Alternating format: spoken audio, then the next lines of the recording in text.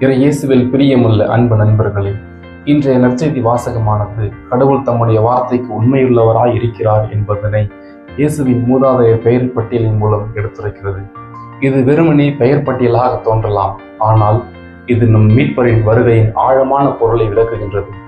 ஆபிரகாமின் மகனும் தாவீதின் மகனுமான இயேசுவின் மூதாதையர் பெயர் பட்டியல் என்று தொடங்கப்படும் இந்த பெயர் பட்டியல் இயேசு சாதாரண மனிதர் அல்ல, மாறாக வாக்குறுதிகளை நிறைவேற்ற வந்த மீட்பர் என்பதனை எடுத்துரைக்கிறது.